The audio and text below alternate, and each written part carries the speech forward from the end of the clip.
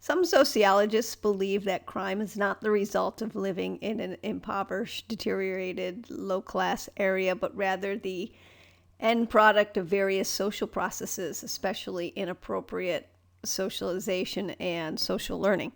This approach stresses the role of interpersonal relationships, the strength of social bond, a lack of self-control, and the personal and group consequences of societal reactions to crime.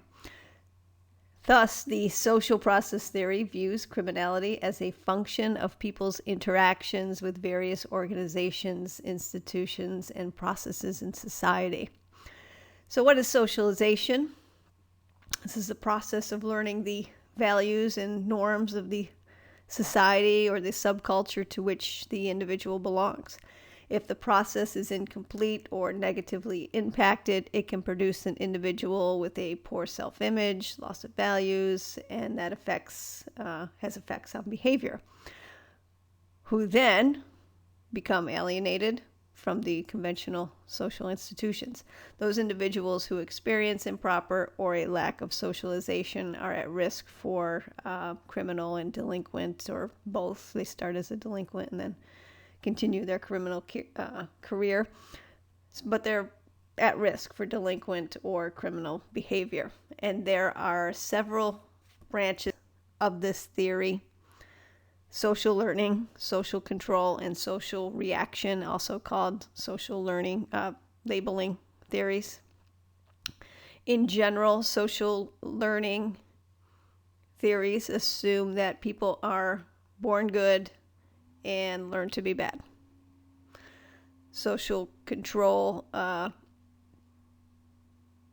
social learning theory, I already said that, didn't I? Social learning theories assume that people are born good and learn to be bad. Social control theories assumes that people are born bad, but must be controlled in order to be good.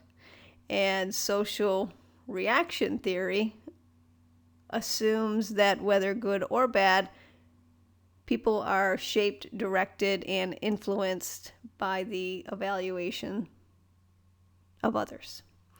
All three share some basic concepts.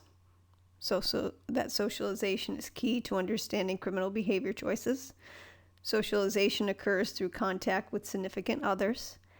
Anyone can turn to antisocial behavior if their socialization is damaging or destructive. The criminal behavior can be fixed by proper resocialization and pro-social interaction. So those are some basic key concepts that all three of these theories share.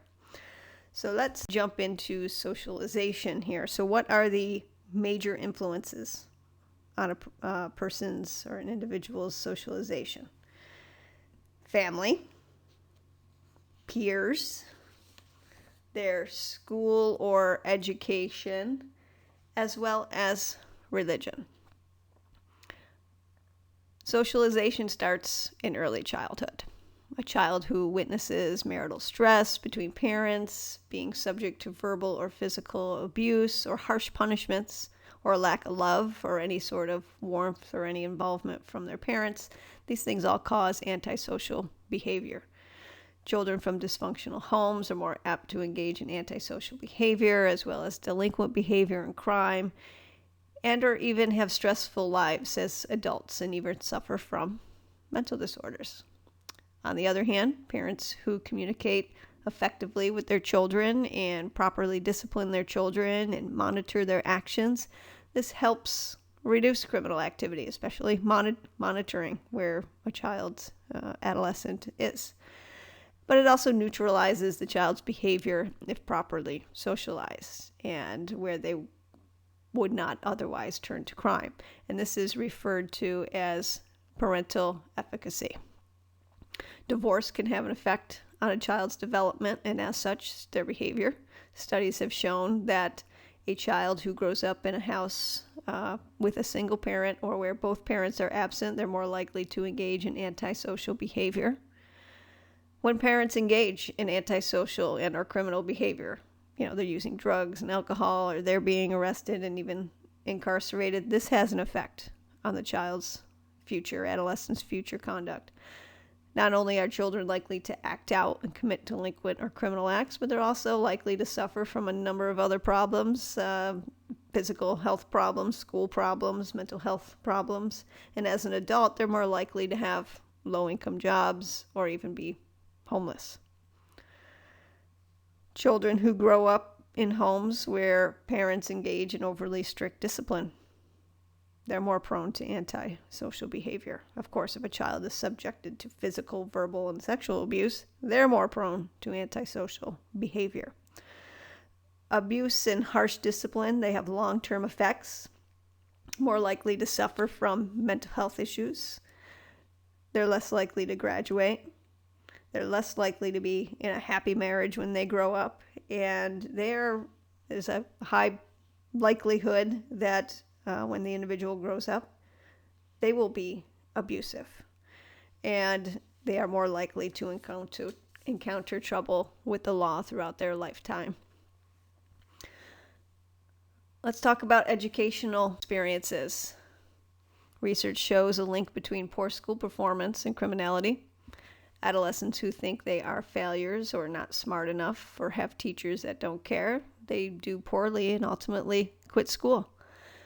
Children who fail or quit school are more prone to serious and violent offenses and persist offending throughout their adulthood. African American children are much more likely than their Caucasian peers to suffer problems at school, and because of this, they disengage with school at an earlier age. One reason being a school's disciplinary practices. African Americans receive harsher discipline than any other students, and they're more likely to be suspended. Research shows that students who are suspended increases the likelihood that they will engage in criminal behavior and also be incarcerated as adults. Bullying is another negative school experience. Students who are bullied at school, what are they? They're victim. They're victimized. And as a victim, that increases the likelihood of them engaging in antisocial behavior and potentially delinquent or further criminal acts. Peer relations. Peer groups have a powerful effect on human conduct and can influence decision-making and behavior choices. But what effect do these peers have? If an adolescent hangs out with friends who engage in antisocial or delinquent behavior, they're more apt to want to be like their friends, become more like their friends. And so they would engage in it. On the flip side, if friends are pro-social and follow social norms, and the likelihood of an adolescent remaining more in line with them as well. But even if an individual is from a dysfunctional home, there's positive peers can keep that individual from engaging in antisocial behavior. So peers has a powerful effect. Also, there are teens who may be more apt to fear the punishment of engaging in antisocial behavior, and they may not fall in line with their friends. And these folks are more apt to have a more appropriately socialized, they have been socialized better, and they have better relationships with their family or their parents. Religion and belief. Seems to follow that a person who holds high moral values and beliefs, who have learned to distinguish between right and wrong, do not engage in criminal behavior. That sounds like a logical conclusion. And this is actually supported by research. However, it's not just the beliefs. The key is attending religious services. Having mere religious beliefs isn't enough to deter one from engaging in antisocial behavior, but you have to actually participate. And maybe this could be linked to peers. I mean, when you're in a religious organization and you are participating, there's other people there, so there's peers. So those can kind of relate in my opinion. So how does socializing influence criminality? Family relations, education experiences, religion, and peers, these elements of socialization. These are elements of socialization that affect criminality. Sociologists, however, interpret the association of these differently. And there's three different views, as I touched on in the beginning. The learning theory, the criminal or delinquent behavior is learned. There's the control theory, where criminal delinquent behavior is the result of a lack of control or restraint that one faces. And then there's the labeling theory, where the criminal or delinquent behavior is the result of one being labeled as such or viewed as bad, and they become stigmatized. So those are our three social process approaches. We reviewed the elements of socialization that affects this criminality, and now we are going to discuss these theories in more detail. And we're going to start with the social learning theory.